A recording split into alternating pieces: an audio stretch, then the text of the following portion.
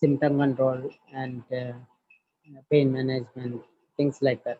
But now we are moving on to a different topic, which usually not taught during our medical school days. But we understand that that's a very important subject, and without that skill, we will not be able to practice properly, even if we have skills and knowledge for practicing medicine. So many of the problems that occurs in the medical field is due to medical problem with communication. And so if we can practice communication properly, we have many advantages also. This session will be taken by Dr. Biju Raghavan. So Dr. Biju Raghavan presently working as consultant and head of pain and palliative medicine at Rajagiri Hospital, Aluva, and he has done his diploma in pain and palliative medicine long back, and he has a special interest in communication session, and we have been working together for years, and uh, so I hope you will enjoy this session, and I am handing it over to Biju. Biju, it's over to you.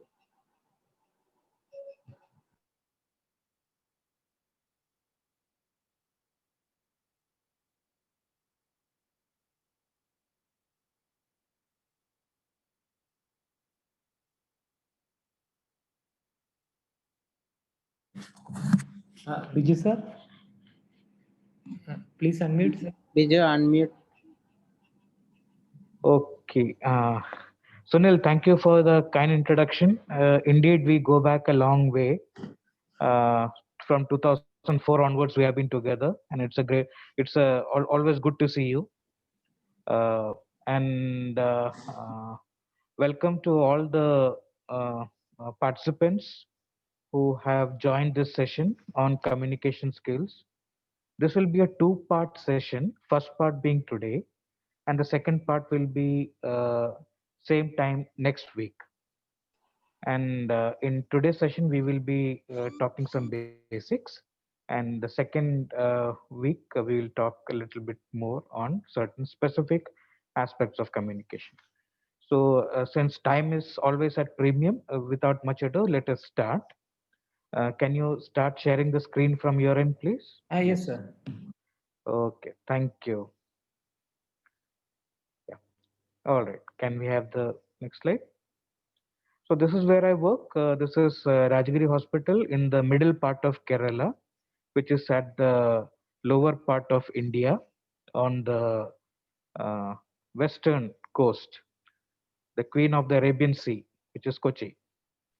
And as Sunil said, I'm heading the Department of Pain and Palliative Medicine. Next slide, please. So today we'll be covering a little bit of the importance and role of communication skills, and what are the barriers, some do's and don'ts, and we will talk about how to take history. We all have been taught how to take a history in our medical school. That's the first thing we learn when we get into the clinical side. So we'll just see how we can improve upon it.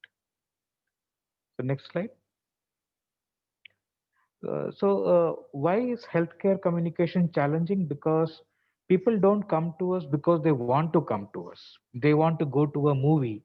They want to go to a movie theater. They want to go to the beach. They want to go to a hill station. They want to go to all those places where they are happy to go. But nobody is happy to come to the hospital or to the doctors or the healthcare professionals, because people come to us not because they want to come to us, but because they are sick, they are in pain, they are suffering, and they have to come to us. So the starting point itself is a negative, and hence it is challenging.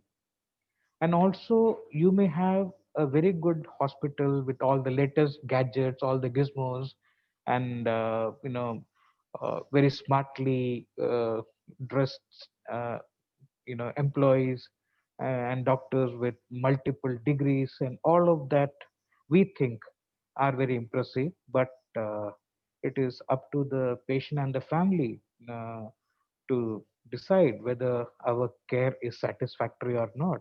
And just like beauty is in the eyes of the beholder, similarly, whether we have communicated well is in the perception of the recipient of that communication. And next slide, please. So patient satisfaction, this study clearly shows that patient satisfaction is very important in our clinical outcomes. This study was done in a long time back, where the idea was to see what are the predictors for a good outcome for headache. And what they found was the patient's perception that they have been listened to in the very first uh, contact with the physician. That had impact, that had the best predictor for resolution of the headache. So you can imagine the importance of communication skills in the outcome of our clinical practice. This is just an example. This study is just an example. Next slide, please. And there are a lot of studies which show that medical errors uh, account for a major part of problems that we face in our day-to-day clinical practice, leading to a lot of problems, including patients suing us. And they found that 60 to 70% of the medical errors were related to poor communication or inadequate communication, which are perhaps completely preventable if we all were trained properly. Next slide. There's a financial outcome of inefficient communication. This study shows, this was way back in 2010, that hospitals on an average have to spend $12.3 billion due to communication inefficiency. So there is a cost to be paid for poor communication. And as a result, we have to understand it is not just one person's job to be a good communicator. The entire ecosystem has to improve, right from the security person standing at the gate up to the CEO of the hospital. Everybody has to, improve their game. They have to improve their communication skills. Next slide, please. Now, why this happens? Because we, along the way, we are always tested multiple times on our medical knowledge. We have to write exams and pass. We have to attend our clinical examinations, and we have to pass our viva voce. And all of these things are tested all along the way when we are getting educated. But one thing that doesn't get tested is our communication skills. At least in India, we know that communication skills uh, uh, hardly happens in our medical colleges. Uh, Whereas in some other countries, that they are dedicating time for this. However, in India, communication skills, specifically focused on medical communication skills, is lacking in our regular medical education. Next slide, please. So, what are the implications on this? Implications are many. Uh, for example, poor communication has an impact on diagnostic accuracy, and if good communication gives you better diagnosis, good communication improves patients' compliance to the treatment, and as a result, patient satisfaction. And if you have a happy patient, I can guarantee you, you will have a happy team because you will have less stress in the team. Because if you have less stress, you have a happy patient, you will have a happy team. This also has a bearing on the patient's safety. As I said earlier, a lot of errors happen because of lack of communication, and hence the chances of litigation also goes up with poor communication and will come down with good communication. Next slide, please. So what I wanted to show was there's a multiple factors which are at interplay because of good communication or bad communication. So the reason why we should learn medical communication skills is primarily for our own selfish interest. Next slide. Because we get because it's win-win for us, because we will have better compliance from the patient side, and as a result you will see better clinical outcomes because of better compliance. And when you have better clinical outcomes, your standing within the medical community as well as the general community will improve, because they will say, okay, this when you go to this doctor, everything gets taken care of. And you may have always heard of some patients saying that you go to this doctor, even if you just see him, half of my problems, half of my disease is gone. So it is nothing but good skills, the good communication skills, which makes people have that satisfaction that even if you just go and see this doctor, half of my problems are taken care of. And this leads to good relationship between us and the patient and patient party, and this leads to less stress for us. And that is what really matters. We have to be happy when we are practicing medicine. If every day when we wake up we are always stressed, oh my god, who is going to get angry with me, who is going to take me to court today, that is a miserable way of practicing medicine.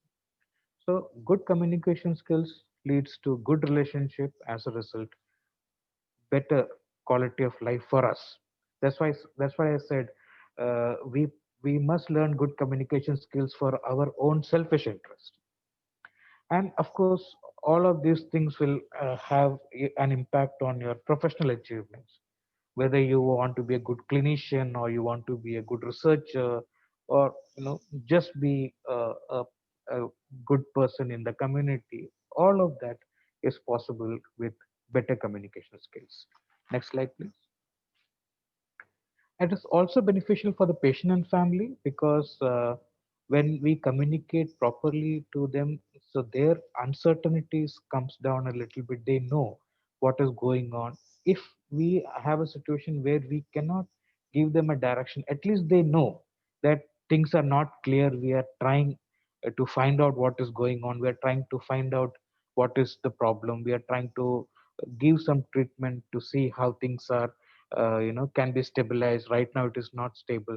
At least that information itself helps, even if you don't have a clear cut answer. So the idea is just like, you have a cricket match going on, and there you see it, but you also have an ongoing commentary.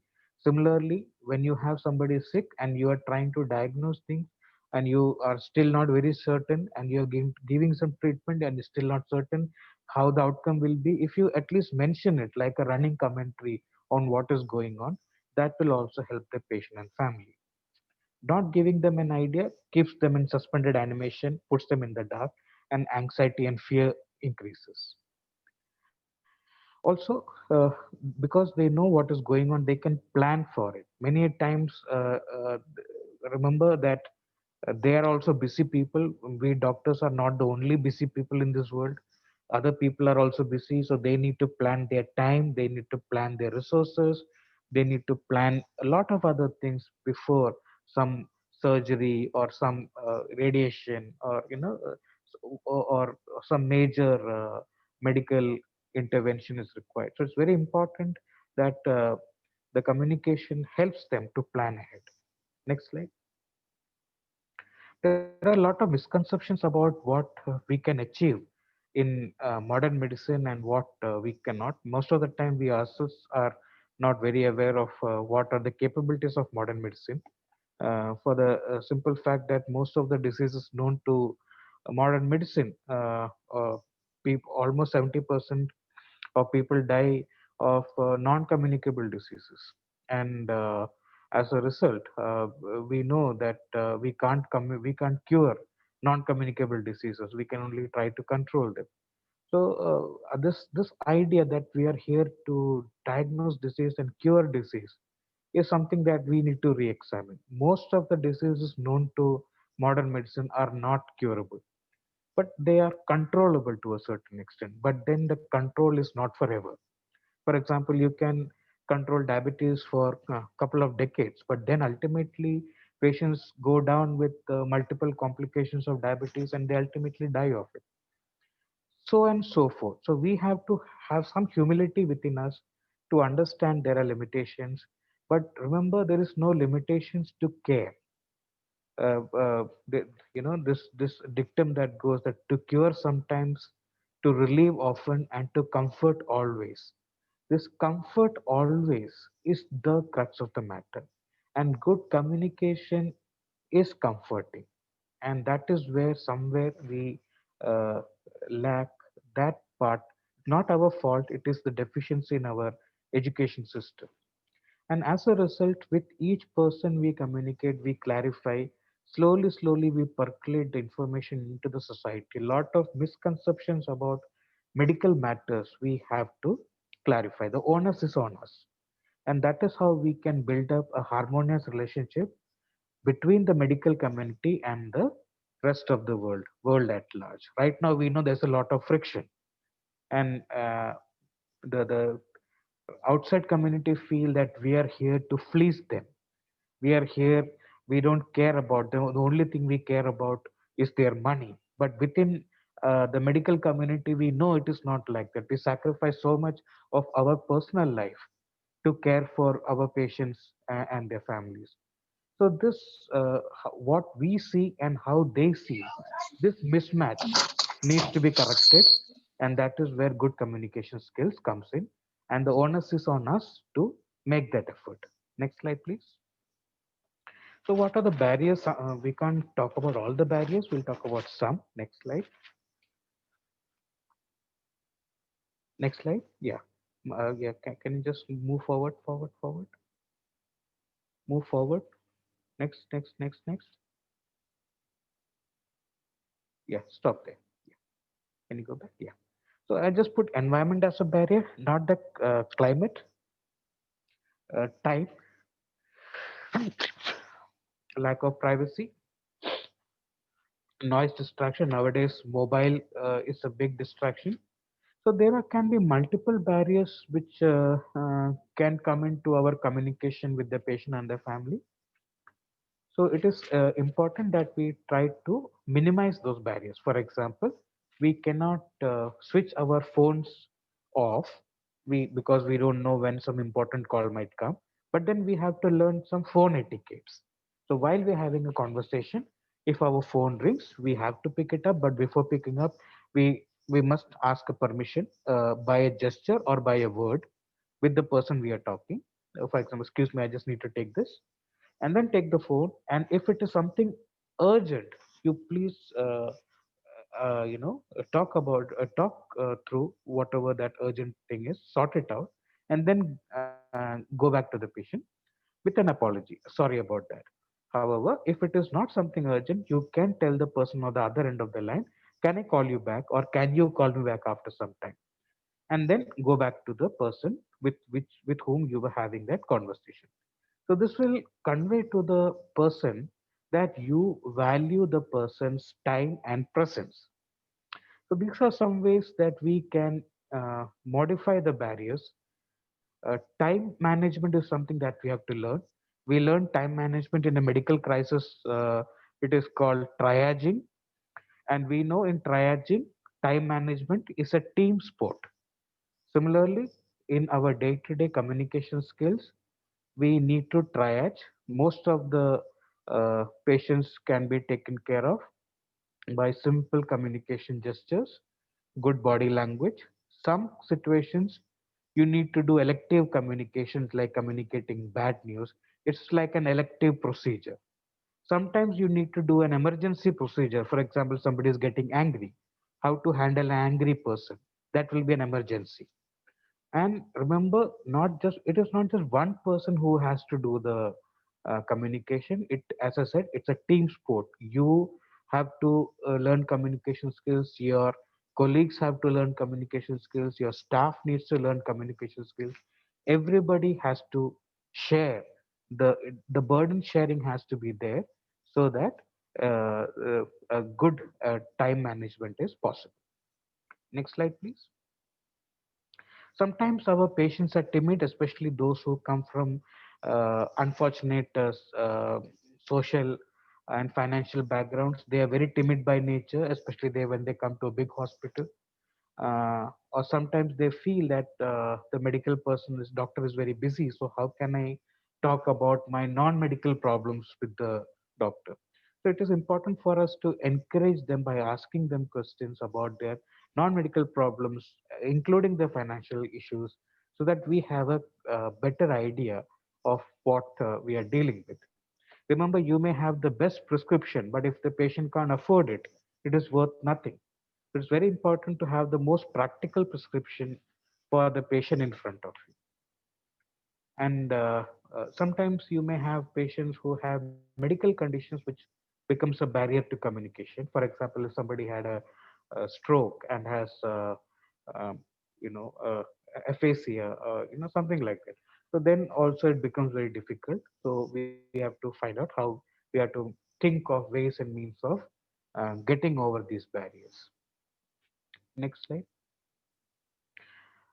So the main thrust of my this presentation is on us as a barrier. Next slide.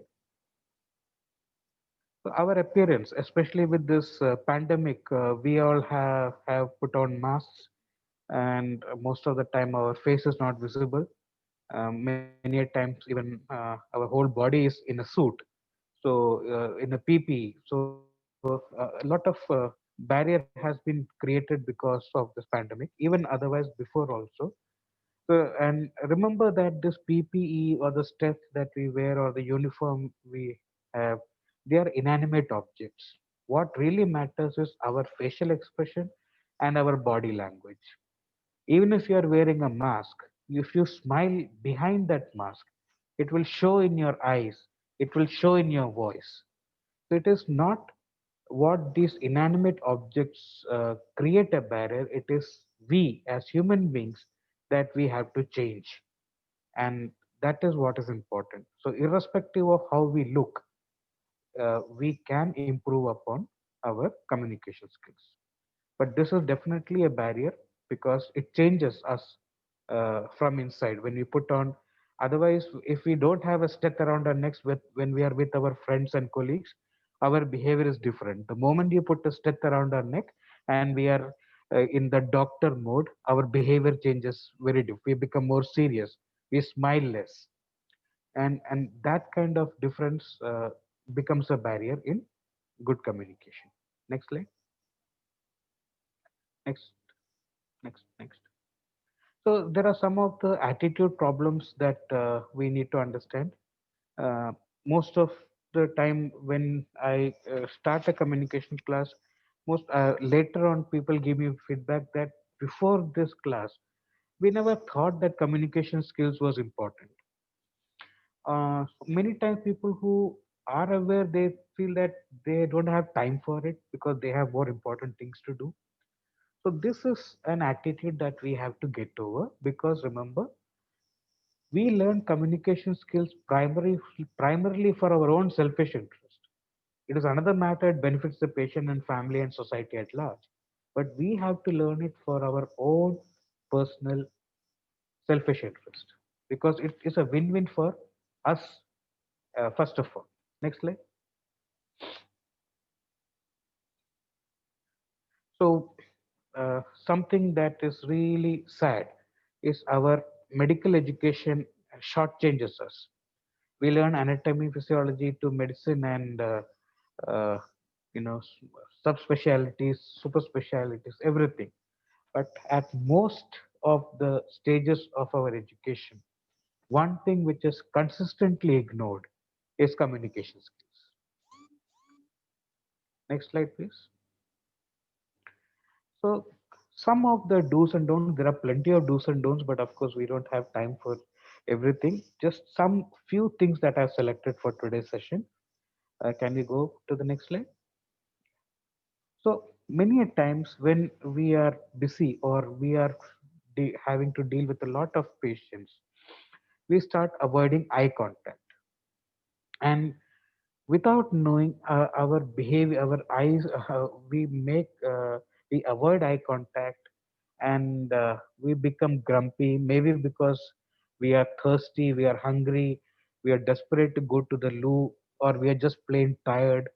And all of this, our own physical discomfort creeps into our voice, and we get start getting irritated and sometimes angry also. So these are something that our patients don't deserve from us. We definitely have to be better than that. So what needs to be done? Make eye contact. Even if your contact with the person, if you're in a government sector working in a busy OP, seeing 200 patients a day, and if probably the contact with your patient would be for maybe 1 minute, but whatever it is, in that 1 minute, make an eye contact, smile. If you're wearing a mask, even then you smile, because the smile will be seen in your eyes, and it will be heard in the voice, in your voice, and that will create a lot of positive energy around you. Next slide. Don't categorize people as difficult, or these people will never understand. So we categorize people as to if they are well educated, they're also a problem. They are well educated, they will create a problem. Or they are VIPs, they will create a problem. Or they are from this community, they were never going to understand. Or they are from that community, so they are always like that. So don't categorize people. But the moment you have this kind of a prejudice inside your head, you have already created a barrier between, and the barrier is called us and them. And the moment you have that us and them, it is a big barrier. So always be non-judgmental, accept people as they are. Doesn't matter how they look, doesn't matter what gender they are, doesn't matter what region they come from, what language they speak, doesn't matter. They are all human beings. Accept them as they are, and respect for whatever they are. Many a times they may be doing something that we may consider much less important than your work. But remember, nobody's work is less important or more important. We are all cogs in the bigger machinery. We are all small wheels in the bigger machinery. Respect people for whatever they are. Next slide, please. Don't ask leading question. Your pain is better today, isn't it? When you say like that, when you ask a question like that, it becomes very difficult for the patient, especially if they're coming from a poor background, if they're coming from a disadvantaged background, to look at the doctor and say, no, your medicine was totally useless. I have still a lot of pain. It becomes very difficult for a person to negate what you're saying when you ask in a leading way. So never say your pain is better, isn't it? So you just ask, how are you today? How is your pain today? So if you ask an open-ended question, you will get the right answer. Next slide, please. Do not minimize, do not compare your patient's problem, because for them, their problem is the biggest problem in the world. I used to work in a city where there was a regional cancer center, and one common phrase I used to hear from many people is, "You are talking about your problem. Go to the cancer center and go to the children's ward of cancer center. Only then you will understand what real misery is." Please remember, when you compare somebody's problem and you tell them that your problem is nothing, you demean them. You are saying that you have no right to feel miserable. So that is going to be a big barrier in your relationship. Please don't do it. Acknowledge that every person has a problem. For them, their problem is the biggest problem. You may have seen hundreds of problems like that. You may have seen worse problems than what you are seeing in this person. But for that person, that problem is the biggest problem. And treat it like that. Acknowledge it. And you can acknowledge it by a phrase like, anybody in your position would perhaps feel this way. And do not compare the patient's problem with other things, but normalize their emotional experience of that problem. Do not normalize the problem, normalize the emotional experience. For example, considering what you're going through, it is normal to feel this way. If your patient is crying because patient uh, had a nail pierced in the foot and is crying the heart out, for you it may be a small thing, but if you just say, okay, the nail is out, we'll give you some medicine, calm down, hopefully, this will be a, the way you are feeling like this is okay, you try, no problem, and after some time it will be all right. So what, even if it's the smallest of problems, don't lecture them that look at other people, they are not miserable like you. Whatever they are feeling, say, okay, in your position, if you're feeling that way, it's okay to feel that way. Give them permission to feel miserable. And that is the best way to calm them down. Next slide, please. Do not give false hopes. It is very important to understand that sometimes we feel so uncomfortable when we are having to deal with a kind of a hopeless situation. We say, "Don't worry, everything will be all right," and then we feel that your good job has been done. What will you do when the next time the person comes to you and says, "Doctor, you said everything will be all right, but I am more miserable now." It's always important that do not give false hope, but always give realistic hope. And that is the advantage of learning principles and practices of palliative medicine, because there may be limits to cure, but there is no limit to care. We can always make people comfortable, even if the disease cannot be cured. We can always have, give people peace of mind by good communication skills. It's always important to understand, do not give false hope, but always give realistic hope. Next slide, please. Do not assume. Somebody is crying and saying, I'm so scared, and you go and tell them, don't worry, everything will be fine, we are all there with you, and uh, and you think that you've done a fine job. But then if you ask why they were crying, what are they worried about, and then they will say, I know my disease is in this condition, I'm worried, I'm scared, how will I manage the marriage of my daughter? And if that is what the patient was worried about, and you didn't ask, how will you know? And without that, you already said, don't worry, I am there, we'll take care of all your problems. How are you going to manage the patient's present concern? The patient is saying, how am I going to get my daughter married off?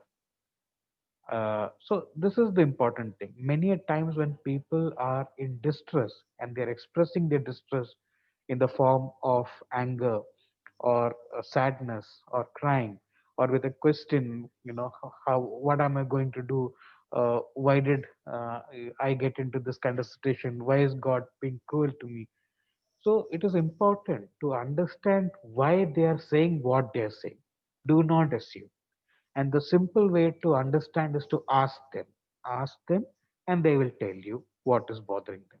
And then when they tell you, we will understand what is bothering them. And then when we understand what is bothering them, then we will realize there are many times where we do not have a solution. And when we don't have a solution, that does not mean we have nothing to do. Listening to them, sitting with them, not abandoning them, that is what we need to do. Next slide, please. Don't forget the human touch. In corona times, when early days, March, April, May, June, and all, even I was very afraid. We were going to patients home in our home care program even during lockdown, but we had stopped touching them. Then over a period of time, we realized that masks, hand sanitization, and adequate social distancing are going to protect us. We started touching people again. And remember, irrespective of uh, you know pandemic or no pandemic, it is important to reach out to the patient, touch them. A human touch works miracles. Of course, you can sanitize your hands soon after that, but please do not give up on human touch. And most important thing, practicing medicine, or for that matter, any kind of profession, is stressful. So take care of yourself, because you are unique. You are the only you in this world. So it's very important to take care of yourself. Do a little bit of exercise. Whatever you do, just move your body a little bit for the sake of exercise, not as part of your daily running around in the hospital, but for the sake of exercise. keep some time out for that. Move your body whichever way you want. Do some kind of exercise. Similarly, exercise your brain by meditating, because you need a good body and a good mind for a total health. And also cultivate some hobbies, something different from your work, home work, and hospital work. Something different. Maybe read something, listen to some music, do a bit of gardening, have a pet, something, and stay connected. Being most important, stay connected with other human beings. They may be within the family or relationship, or others who don't fall in that. Stay connected with God if you believe in God. Stay connected with nature. Stay connected with yourself. It's very important to stay connected. Next slide. So coming to the last part, we learned history taking in our college days, and presenting history, presenting complaint, past history, family history, etc., etc. We all know that.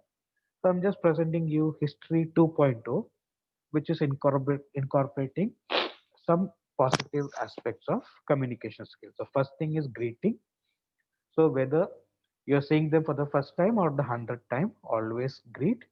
For greeting, make eye contact, smile, nod your head, and say what is culturally appropriate. You can say hello, good morning, namaste, namaskaram, whatever. And once that you have done, don't do it just because you have to do it. Be happy to greet. Do it in a happy way. Even if you have a patient who is seriously ill, the first greeting should be cheerful.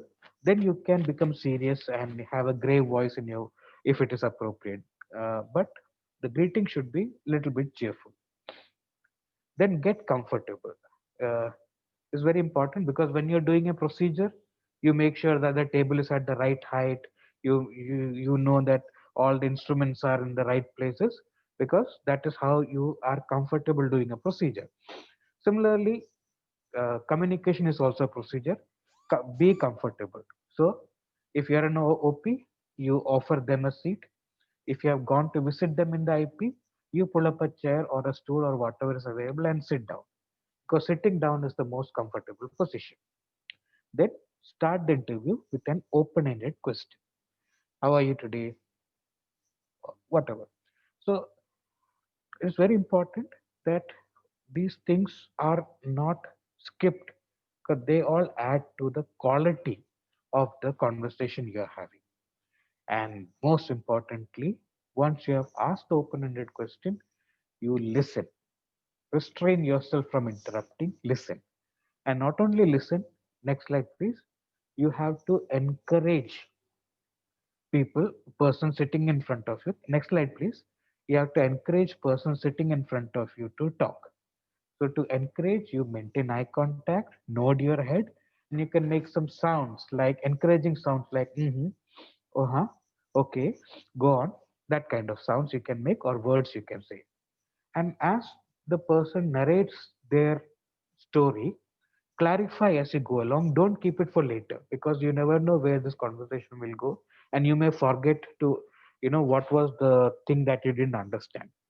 Immediately clarify as you go along, and ask what they understand about the situation. Essentially, you are trying to find their insight, what they understand is going on. So what did the doctor there tell you about the results that came up, or what do you understand about what is going on? So that is finding out their insight about what they understand. And then we also ask them about their concern. So what is it that you're most worried about? What is it that you're most concerned about? So all of these things you ask as you go along. Next slide.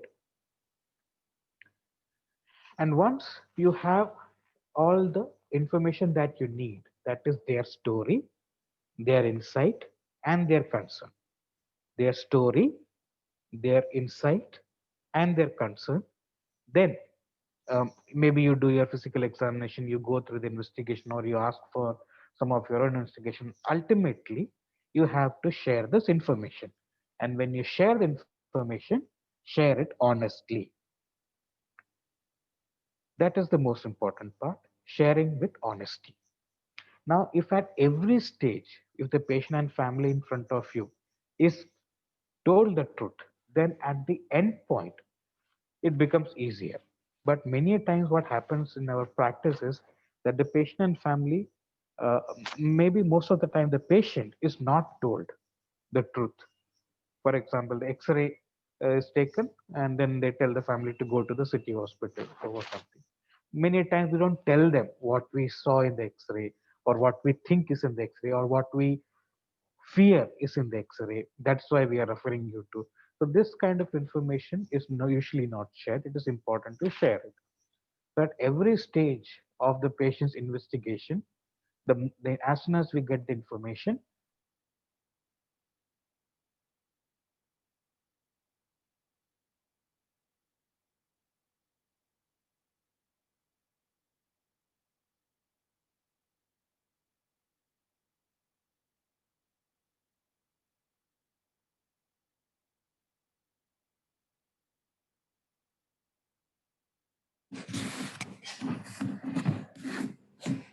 about what is going on at that point of time.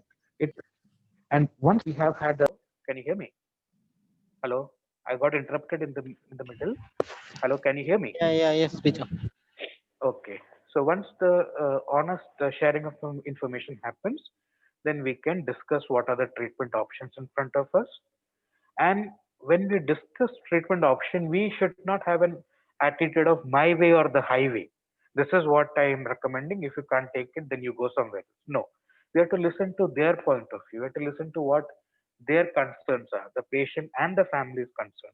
Maybe they have financial problems. Maybe they have logistical problems. Maybe they have concerns about some belief they have.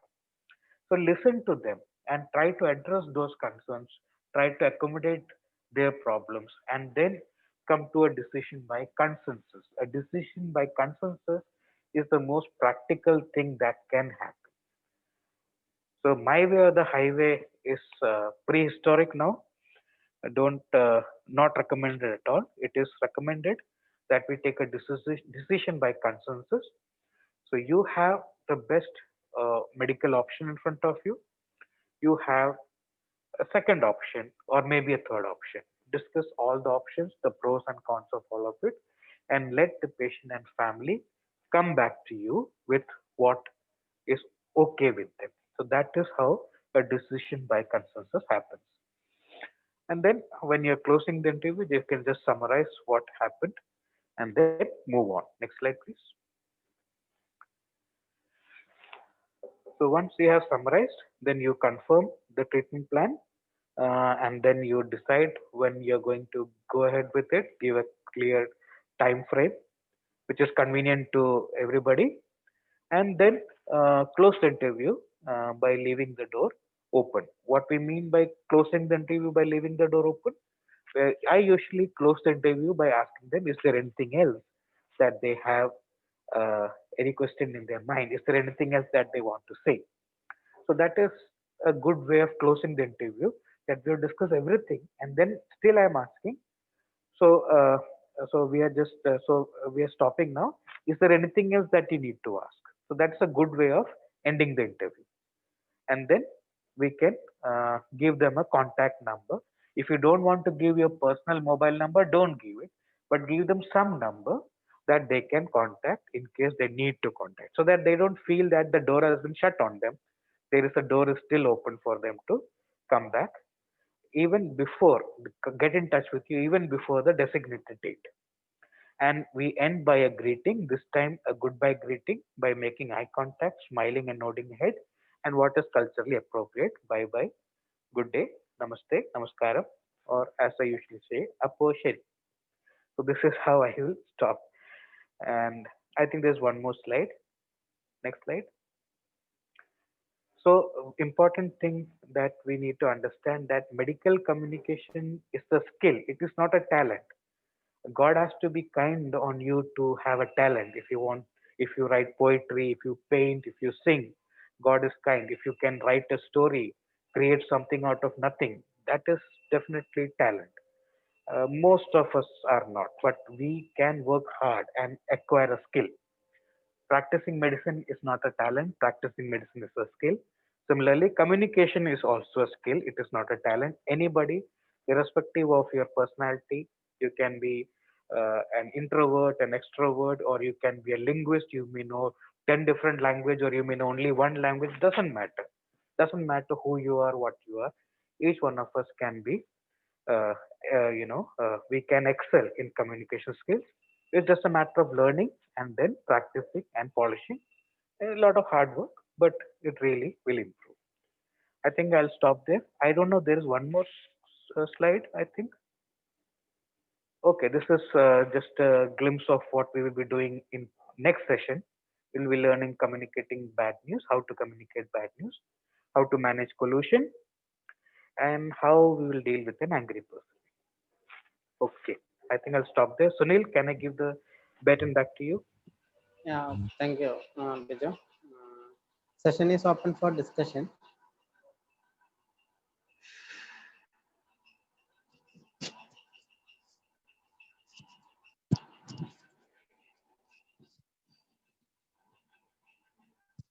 Anybody can have your comments or doubts or anything, your experiences.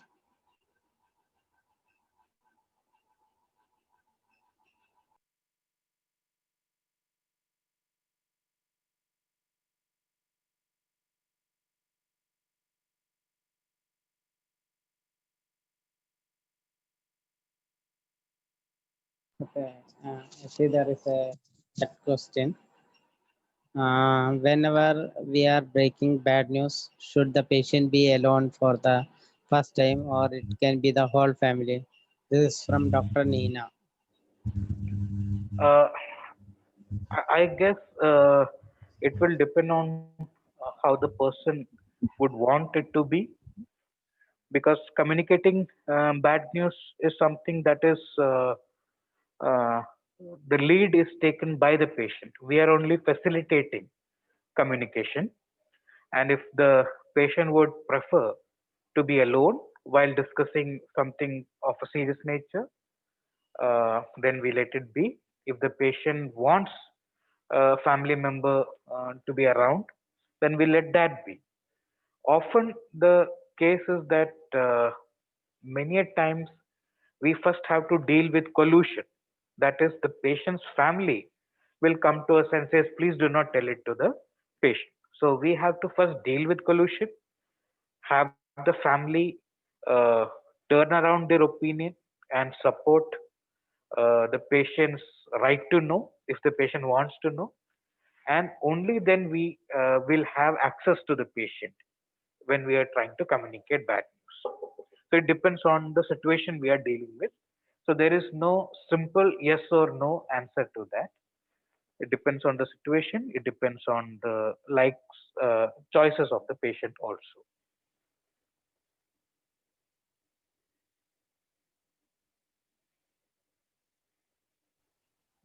Yeah, there is another question, and this all regarding communicating bad news.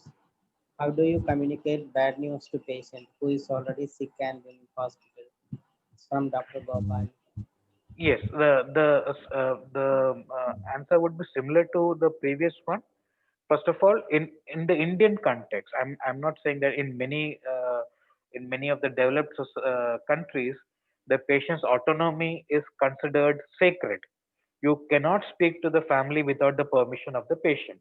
However, in many of the Oriental culture, Asian culture, and the underdeveloped and poorly developed countries, this patient's autonomy is not sacred. It is subservient to the will of the family.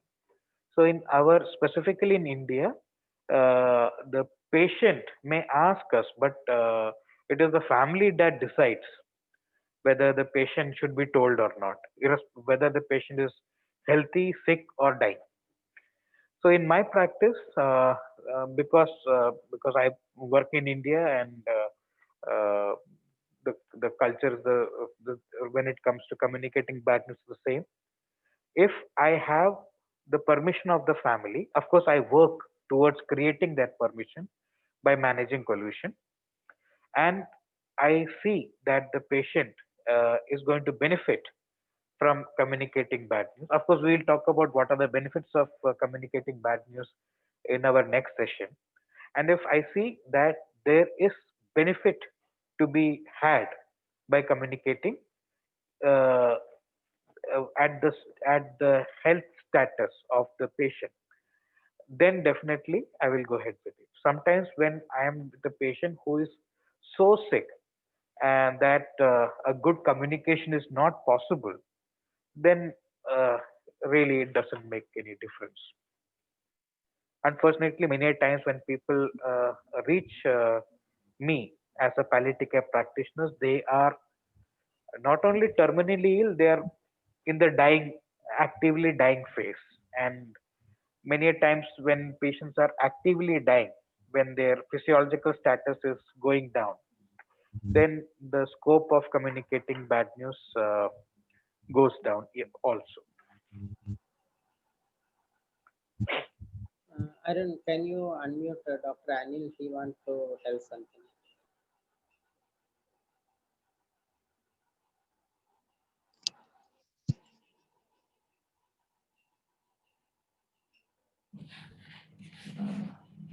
Dr. Anil? He is unable to speak. He says he is unable to speak by himself. No, sir. Unable. I think, sir. Okay. Yes, sir. Yes. See, sir, beautiful presentation, and this is not taught in the medical college when we, passed and learned medicine. And also we only learned during our practice, whatever, either from the bosses or observing the senior consultants, how they communicate and all. But I'll be very happy if you, sir, uh, give us your presentation, share your presentation, so that we can get better and not miss out anything. Yes, It we will are be sharing the. your Excel PPT, if you can share with all of us, that will be nice. Thank you for your comments, sir. And Yeah. I'll be happy to share my presentation. Palim India will be doing it with all the participants. Uh, I mean, from What, there, what and they will be sharing it. wonderful lecture, sir. Thank you. Thank you so much, sir. Thank you so much. So if a patient or family is not understanding or accepting the prognosis, what should we do from Dr. Namrata? And the question is, what is the barrier in their understanding?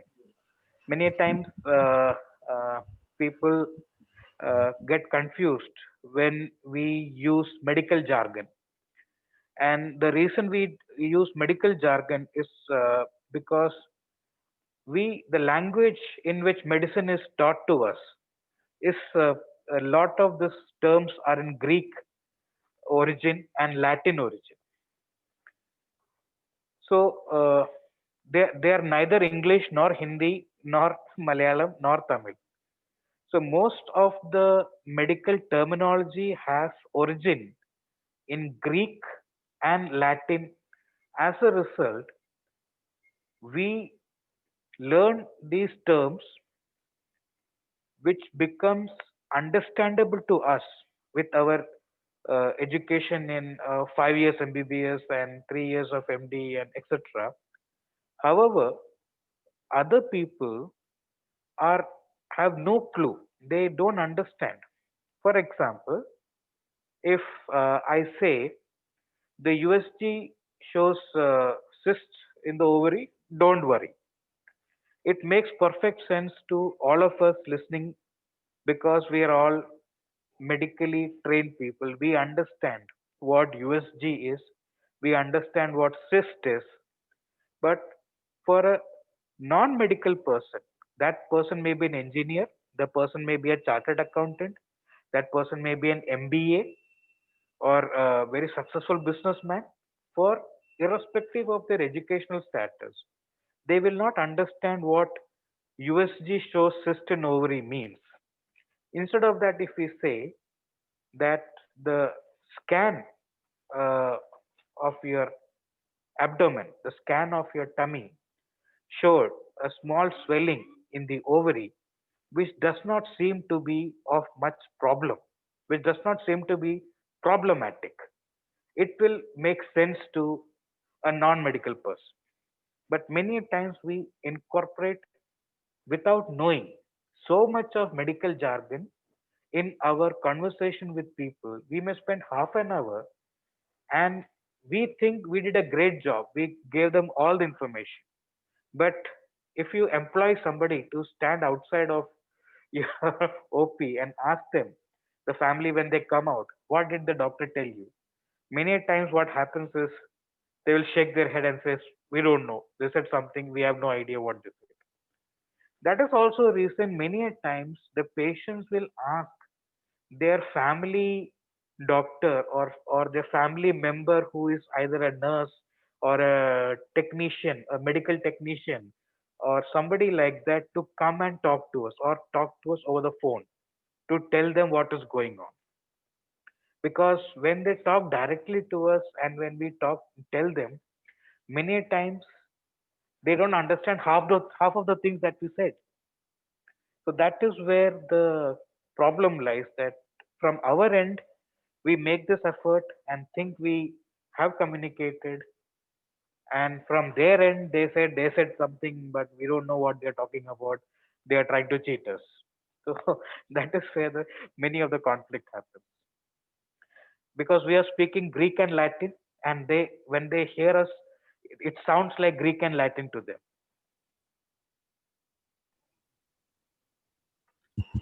So there is another question. How do you communicate with angry patient, which we are going to deal in the next session, but Vijay, if you want to give a brief summary. I will leave it. Uh, uh, let there be a little bit of mystery to brew, so that you will feel encouraged to come next week also. Let me say, we deal with it like you do an ascites tapping, and I will leave it at that. We will talk about it next week. Okay. So anybody else has any more queries or? Good afternoon, Dr. Viju. I'm Dr. Kevin. It was a nice presentation and very informative regarding communication.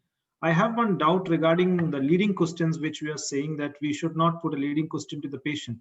Suppose we have a situation when a patient in the OPD starts giving irrelevant information, with we cannot come to the point of our diagnosing and treatment. Shouldn't we ask a leading question to bring him back to on the issue in which we should focus on?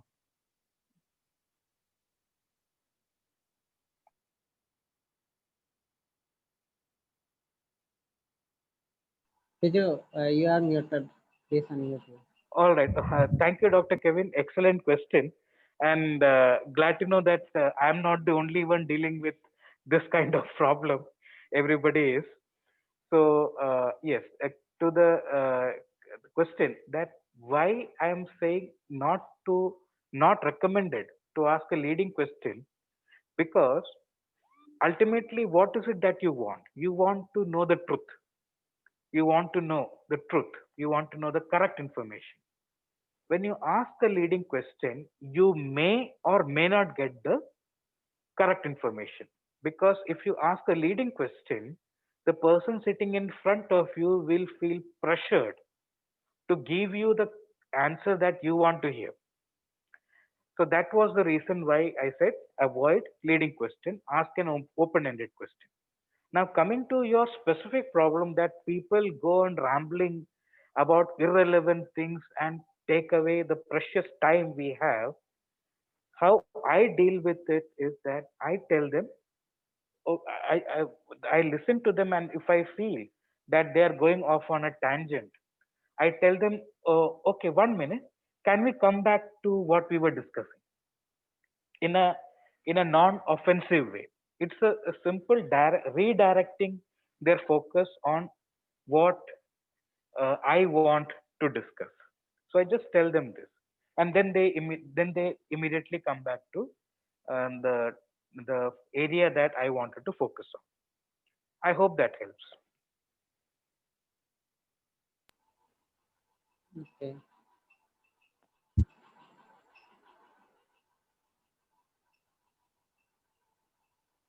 Anybody else?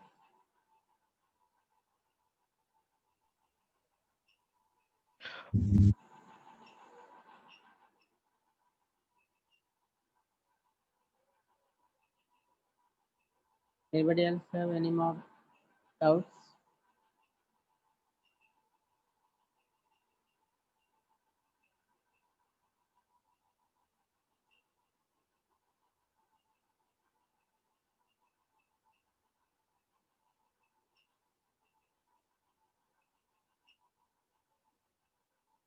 So, so we discussed regarding the basics of communication, and the most important thing, which I think is all of us, if we understand that communication is important, and if we have a open mind to learn what we want to learn of communication, and that will be the starting point to learn communication, and all of us can learn how to communicate properly, and ultimately communication is beneficial for ourselves. It's actually a part of self-care. All of us are very much stressed due to the present situation, and if you properly communicate with the patient and caregiver, that will be actually taking care of yourself. So with that, I think we will move on to the patient story. Today's patient story will be presented by Dr. Dheeraj. So, Arun,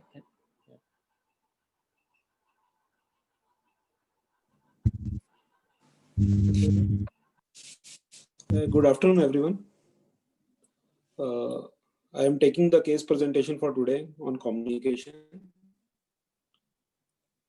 Next slide, please.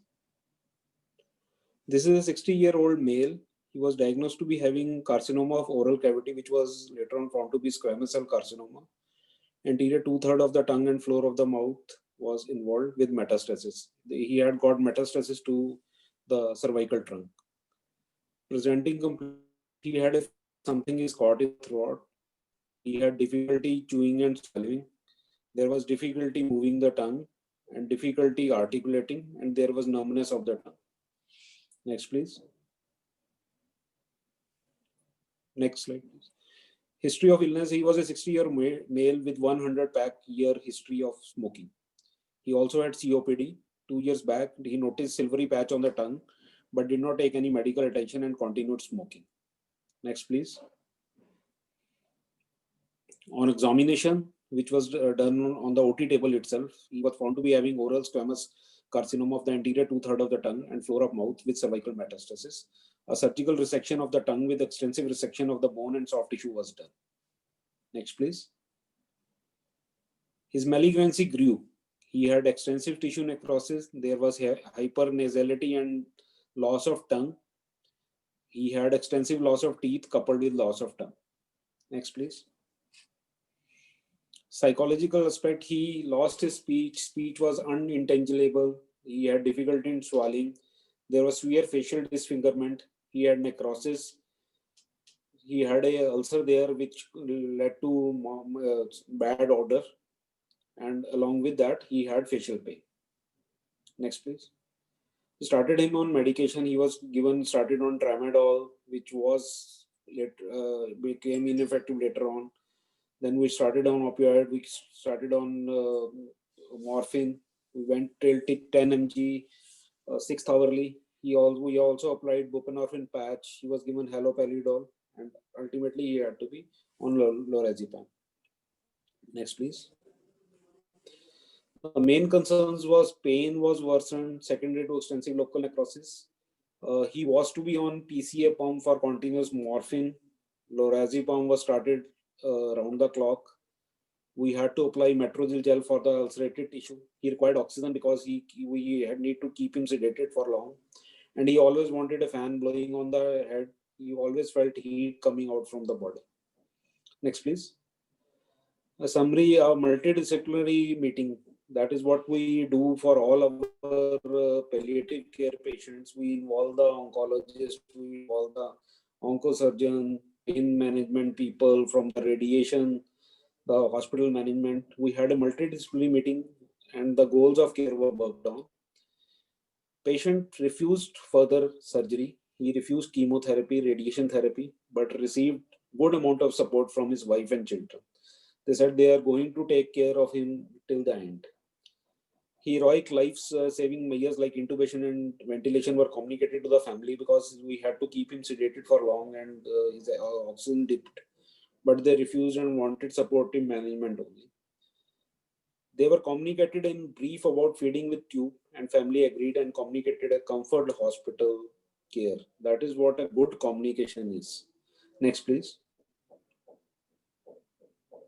Next slide, please.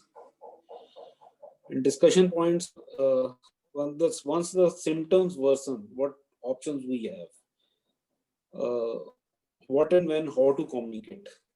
Does law permit us to let him die or save him? And what is the role of tumor board in holding MDT meetings? Communication and family meetings help allay fear about the death. That's it. Thank you.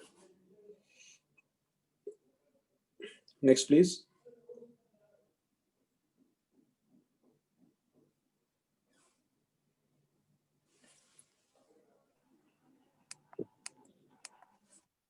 Thank you, Dr. Dheeraj. Thank you, Dr. Sunil.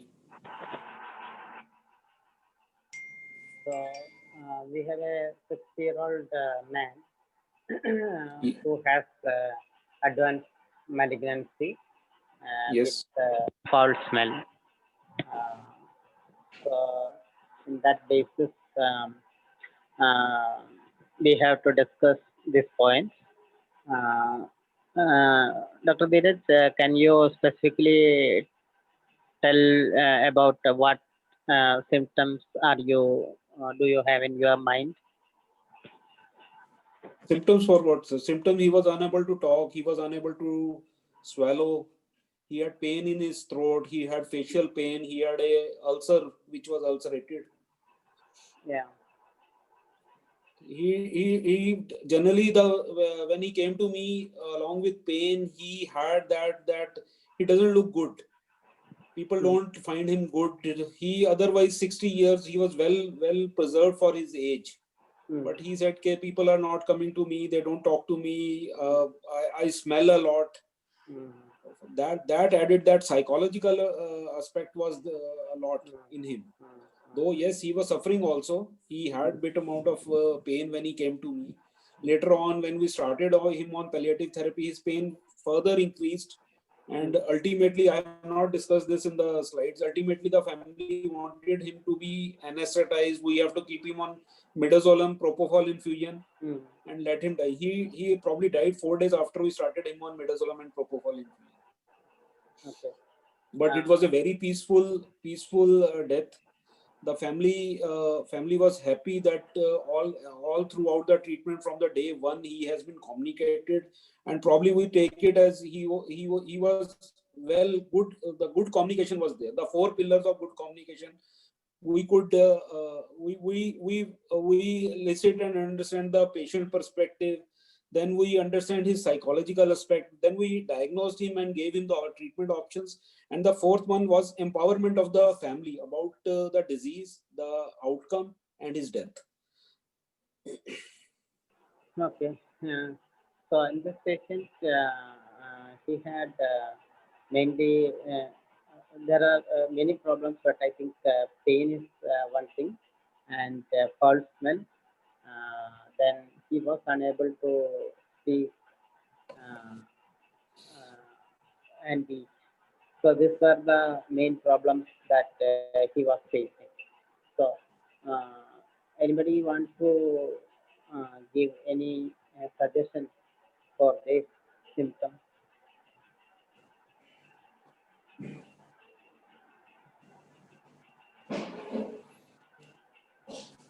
Yeah. Dr. Nina is asking whether the patient was given psychological support. Dr. Nina, thanks for asking. I would take, I always have been practicing a good communication parameter, and the 4 pillars of good communication always the second pillar always stand as supporting the psyche of the patient. I was telling you he had pain, but the main problem when he reached me was he was not look. I am not look, doctor. I am not looking good. Doctor, I smell a lot. People don't come to me. I cannot talk. I cannot chew. He had a lot of psychological issues. So then we always thought to address his psych first, then his pain problem. Finances, finances were not a issue. Finances, he never had a issue. We used PCA pump. Even the family wanted a pain-free treatment. They even were ready for a neuromodulation therapy, but somehow for the cost and for the outcome, we were not ready for putting him on a neuromodulation. So Finances were never an issue for the patient. yeah, the patient had many problems, but as you have heard from Dr. Dheeraj that even though he had pain, his main problem was psychological. Yes, yes, sir. So this is something which you have to understand. We have to prioritize the problems of the patient when they visit us. We may feel that pain might be the important problem for him. It is important, but still, his main problem was nobody is coming to him because of the foul smell. So Sir, we have to address. Yeah, Dr. It should be always a patient-centered communication rather than we telling him that, like, I am a pain physician. My focus primarily is to allay his pain, but the patient is coming with the psychological issues. So for us, what we as pain physician or palliative physician is we should have a patient-centered approach.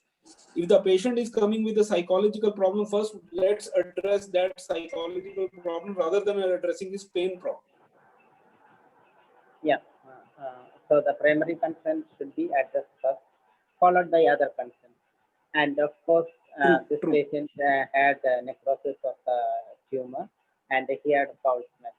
So usually there are some type of treatment which is given to the patient to reduce the foul smell. So usually it is with metronidazole. Metronidazole is used in many forms. I think if the patient has very foul smell, it would be better to give metronidazole systemically. So maybe you can start 400 milligram PID, maybe for 5 to 7 days. And once it's under control, then even the patient can take it lifelong, maybe 200 to 400 milligram OD. And some people, they use nebulized metronidazole Yes, sir. Yeah. We do with the Gelusil and oxygen, sir. Yeah. We apply Gelusil first, then we put oxygen on that wound, sir. Okay. And maybe even some charcoal which can be kept on the dressing, which can absorb foul smell is also practiced. Yes. So these are some things which by which we can reduce the foul smell, and proper cleaning and washing, dressing of the wound. And it is very important that in this type of wounds, there is all the possibility to maggots. So whenever they don't properly care the wound, the flies will come and lay eggs, which will hatch into maggots. So it is also important to educate the patient and family regarding the cleaning and dressing. And pain, I see that Dr. Dheeraj and his team have used tramadol, morphine, and yes, sir. So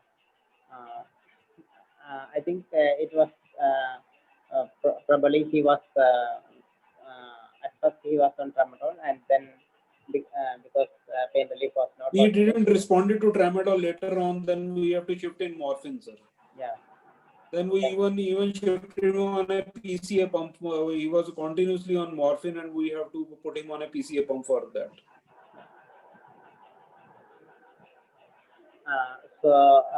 He was unable to communicate. So maybe if he's able to write, then he would be given he should be given a paper and a pen so that he can write whatever he wants. Or that's what is commonly being done. But there are some other methods which can even be used in complicated situations, like maybe if he is able to move his yeah uh, if he is able to use a laptop or something, he can type it out. Yes, So sir. many things. He used to write to us on pen and paper with the pen and Yeah. paper. So he used to communicate to us through pen and paper. And regarding And we yeah. to boost him up, we would appreciate his writing, his thinking skills. We would always boost him with sir, your writing is beautiful. You write very beautifully. I will show it to my children how beautifully a 60-year-old uncle writes. So we used to boost him up with that also, sir. Yeah, that's very good. And what and when and how to communicate. So we told that how to communicate, and what and when. Yes, sir. That according to the patient. From the first visit, sir, from when the patient visited the first day he visited my OPD, then we started doing the counseling. We started doing the communication. We listened to him. It was always an open-ended rather than a closed-ended discussion. We will assess his anxiety from the day one. We will have a proper eye-to-eye contact always. We did it from the day one he entered our outpatient office, sir. Okay. So here again, the communication is led by the patient, and what he wants to know and what he wants to talk to us, we should be ready for that. We are not leading the communication; it is the patient who is leading the conversation. That's what we have to understand. So we have to communicate about his concern, and the law permits us to let him die or save him. Okay, so this is a very interesting question, and it is said that doctors, our primary duty is to, what is our primary duty of care? It is to save the patient, sir. It is to save the patient primarily. He's in an ICU. He has a shallow respiration. The fellow doctors, the nurses said, always they come back to me, sir, why are you not endotracheal? Why are you not putting him on a ventilator? Why you are not putting a central line? How will we give inotropes to him? That is because we always think and about whenever the patient comes with a asystole or anything, we do a CPR for 40-45 minutes, save the patient, bring him on a ventilator to ICUs. The primary, we as a physician, we have been made, our psyche is always to save the patient. Patient life is very precious. It's not any dog or cat life. It's always very precious. So the primary psyche which the doctors we have been brought up is to always save the patient rather than to let him die. That is the psyche. But once we deal with these patients, we deal so many of cancer patients, we do a palliative care therapy, we do a pain clinics and all this. At that time, we like I have been doing pain for last 15-16 years. All patient coming to my OPD doesn't deserve a procedure. We have to know when to stop. The good doctor is that who communicates and knows when to stop. It is not when in all patient I will put a needle and do the procedure. Yeah, that's very important. We should know when to stop and when we should give some treatment to a patient. So, Dr. Neena, you can speak. Yeah, good evening, sir. Excellent presentation on communications. Sir, I wanted to add that our aim would be to have a good quality of life for the patient. And secondly,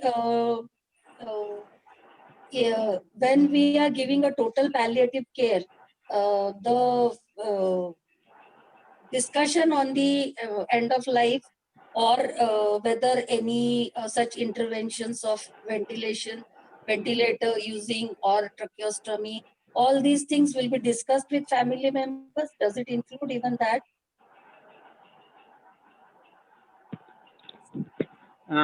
Dr. Neena, sorry, whether to discuss the End of life care Hmm. with the patient or with the relatives, even that will be part of the palliative care Yes, in this case Yes. particularly. Definitely, Dr. Neena. So when we start seeing a patient, then we have to plan plan the care of for that patient. So this Yes. plan of care will depend on the biological status of the patient, the disease status. All those have to be taken into consideration, and then along with patient and family, we'll come to a shared decision. What should be Yeah. done if suppose this patient is going to deteriorate? Yes. So are we going to take him to the ICU, or do we give him comfort care in the ward? So this point has to be discussed with patient and family so that we have a plan. And Yes. when they have a sudden emergency in the midnight, then they will not be having any doubt what to do. Otherwise, what will happen? The patient will end up in the ICU. They will the patient will undergo unnecessary investigations and Yes. treatment. Yes. So this can be avoided. So it is very important that we should make a plan. And Yes. one thing which I want to tell you is that there is in the Indian Council of Medical Research, there is a document, I think, which we have sent to you all, and which says the primary duty of a physician is to comfort, to give comfort for the patient. It is said that cure sometime, relieve often, and comfort always. Uh, so uh, uh, we are not many times we may not be able to save a patient, but at any cost we should give comfort for the patient. That's what Dr. Dheeraj said. We should be able to understand when to stop the treatment for the patient. Uh, so I think when we doesn't do anything for the patient, that means we are not giving any aggressive intervention. We are allowing the nature to take the course. Yes. So that's what we are doing, and uh, it is okay because we are not hastening that. We are just allowing the nature to take the course. So this depends on the biological status of the disease, and many things are involved in this decision making. But more importantly, whether when if we think that this intervention is going to do good for the patient, then we'll go with that. But if we think that this is not going to do any good for the patient, it is going to make more harm for the patient, then we will not go with that intervention. Okay. Thank you, sir. And Thank you. role of tumor board and holding MDT meetings, communication and family meetings help allay fear about death. Dr. Thank you, Dheeraj, sir. yeah, welcome. Dr. Dheeraj, I think you have a tumor board and MDT in your hospital. Can you talk Yes, sir. more We about have a that? multidisciplinary team meetings. We have made a printed form in which the doctor on duty daily writes what are the issues with the patient, whether he has taken food, whether he has taken medicine, how is the pain. We mention that. Then we discuss the things with the family. We pen down those things also, and we make family sign those things. Then we have a tumor board. Then we have a tumor board which comprises of a oncologist that involves a oncosurgeon. Then we have a radiation therapist. Then we have a physiotherapist. Then we have a rehabilitation person. We have a pain physician and someone from the management. That tumor board meeting and MDT meeting happens every 4th day for all the patients who are on palliative care. That we have seen, sir, that communication, that meeting, that works so good, and the communication between what the doctor is, the perception that, because in this case the patient was put on analgesic, then we have to keep him sedated. We started him on midazolam infusion, then we have a propofol infusion, and he was just sinking, shallow respiration, not conscious oriented. Family had that issues. If we can ventilate him, will we be able to save him? If we can do this, doctor, will that help? But over the period, when we were priming the family over the period, that helped us a lot. And we could communicate to the family about the prognosis, end of life, and everything. Okay. Is there anybody else who has a practice of MDT?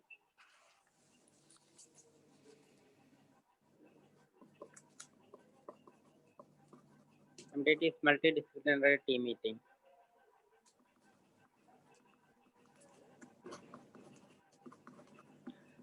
MDT is very important because there are many people involved in a team. That may be doctor, nurse, technician, physiotherapist, social worker. So all of the team members involved in this MDT will be seeing the patient and will be providing some type of care. So sometimes the patient will ask a question to a doctor, and he will repeat it to the nurse, to the physiotherapist. And if we give some different answers to the same question, the patient will start thinking of what is going on here. So that they will lose faith in us. So it is very important to keep all the family members in, not all the team members in the same page, so that MDT will help in that, and also many decisions has to be taken regarding a patient. And in such situation, every team member will have to contribute something in their aspect to come to a conclusion regarding a patient. So we have a MDT every morning for patients.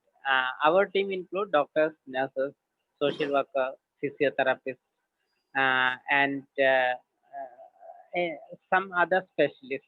That's all we have. So every patient will be discussed in this team meeting, multidisciplinary team meeting, and we decide, or all of us together decide what need to be done for the patient, so that everybody is clear what is happening to the patient. So MDT is a very important concept, which or if you are working with a team, then it is very important all of your team members have the same understanding. So anybody else has any comments?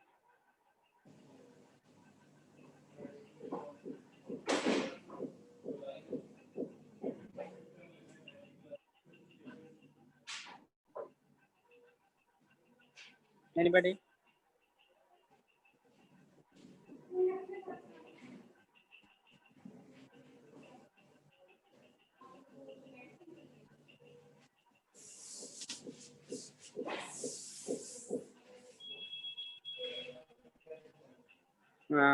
So if there are no comments, I think we will wind up the session.